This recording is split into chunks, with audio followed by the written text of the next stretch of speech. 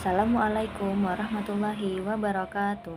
Alhamdulillahirrabbilalamin. Segala puji bagi Allah yang masih ngasih kita nikmat luar biasa, nikmat sehat, nikmat sempat, nikmat iman yang kadang naik turun kayak grafik saham. Tapi Alhamdulillah masih Allah jaga sampai detik ini. Salawat serta salam semoga selalu tercurah kepada junjungan kita Nabi besar Muhammad Sallallahu Alaihi Wasallam, suri teladan yang ajaran dan akhlaknya nggak cuma relevan di zaman dulu, tapi juga masih nancep banget di kehidupan modern yang serba cepat kayak sekarang.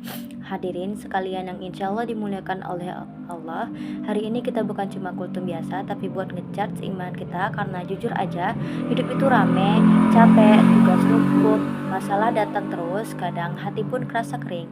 Nah, lewat majelis kecil seperti ini, kita tuh lagi remenderan bareng, biar hati tetap hidup, pikiran tetap jernih, dan langkah tetap lurus. Kultum ini bukan cuma buat menggurui, bukan juga buat soal paling benar, kita cuma saling ngingetin, karena manusia itu gampang lupa, dan semoga apa yang kita bahas hari ini bisa jadi titik balik kecil kayak tombol refresh yang bikin kita lebih dekat sama Allah dan lebih ringan ngejalanin hari-hari. Judul kutum saya yang berjudul Hati yang Bersih, Hidup yang Jernih. Teman-teman sekalian, hari ini aku mau ngajak kita semua ngobrol tentang satu hal yang sering banget kita dengar tapi justru paling gampang diabaikan, yaitu kebersihan hati.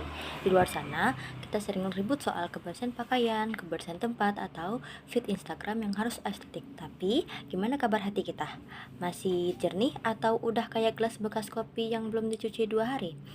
Hati itu pusat segalanya. Rasulullah Shallallahu Alaihi Wasallam bersabda, ketahuilah bahwa di dalam tubuh manusia ada segumpal daging. Jika ia baik, maka baiklah seluruh tubuh. Jika ia rusak, maka rusaklah seluruh tubuh. Ketahuilah itu adalah hati. Hadis riwayat Bukhari dan Muslim. Artinya apa? Hati itu kayak pusat kontrol, kayak CPU dalam komputer. Kalau hati rusak, errornya kemana-mana.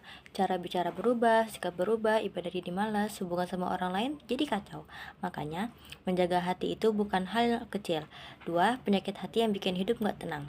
Beberapa penyakit hati itu kadang muncul pelan-pelan, tapi efeknya besar. Contohnya iri. Lihat teman sukses sedikit, langsung panas dingin. Kok dia bisa sih? Padahal sukses orang lain nggak bikin kita gagal, iri cuma bikin energi habis tanpa hasil. Yang kedua, ria. Pamer ibadah, niat awalnya ikhlas, tapi pas ada orang lewat, lurusin dulu bacaan biar merdu. Kalau kita fokus ke pujian manusia, capek sendiri.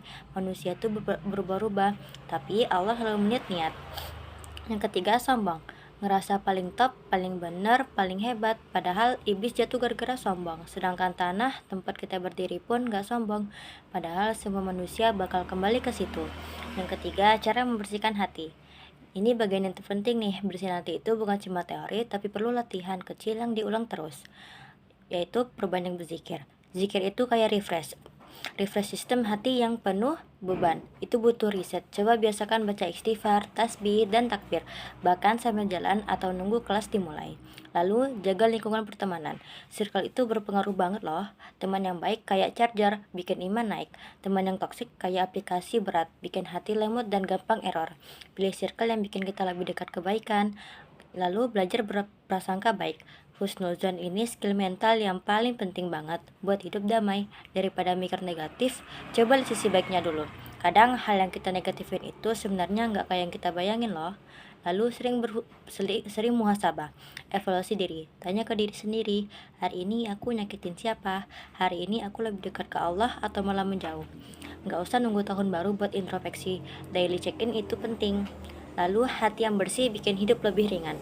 Orang yang hatinya bersih itu biasanya tidur nyenyak, senyumnya tulus, lalu nggak iri sama orang, mudah bahagia meski hal kecil, dan nggak gampang tersinggung. Bahkan masalah besar terasa lebih ringan karena dia nggak nyimpen racun dalam hati. Allah berfirman dalam Quran surat Asy-Syu'ara ayat 88-89. Hari ketika harta dan anak-anak tidak berguna kecuali orang yang datang kepada Allah dengan hati yang bersih. Gokil banget kan? Yang jadi pas masuk surga itu bukan harta, bukan jabatan, tapi hati yang bersih. Untuk ini, semoga ada hal kecil yang bisa kita ambil buat memperbaiki diri. Pelan-pelan tapi konsisten. Wassalamualaikum warahmatullahi wabarakatuh.